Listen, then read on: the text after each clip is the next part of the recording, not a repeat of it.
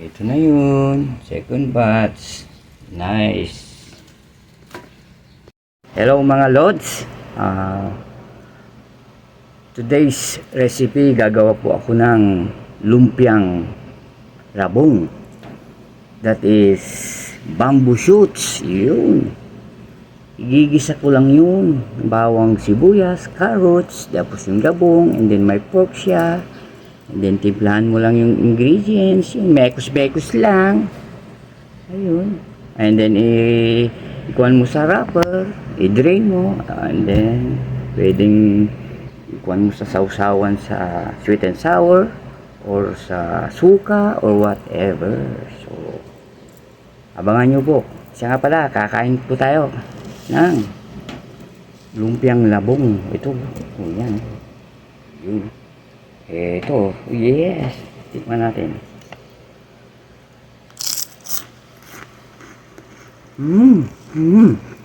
Quality. Kap natin is bawang sibuyas. Tapos siyempre, mantika. Then itong pork, giniling ay nilaga ko kasi ayaw ko yung may latak-latak. Gusto ko yung malinis. And then onion leaves, grated carrots, and then condiments natin, yung pampaalat, saka pepper, asin, and then itong labong, ilaga ko yan, tapos pinika, and then of course our main is lumpiang wrapper. Let's get it on. Bawang sibuyas, isa, tapos yung pork na nagisa yung pork, yung grated carrots na, yung isa ulit. Siyempre yung labong. Yun. Time for the condiments. Lahat na. Pagaluin ko na pati yung onion leaves. Yun. Pag natimpla na, it's done. And ready to balot-balot na. Later on, cool it down muna. So, balot. Dapat kunti-kunti lang. Kasi depende dun sa wrapper. Kasi pag sobra, wala. Mahirap magbalot. Yan lang, ganyan lang. Very simple. Ganun lang. And then, fold it. Ayan. And then, roll it.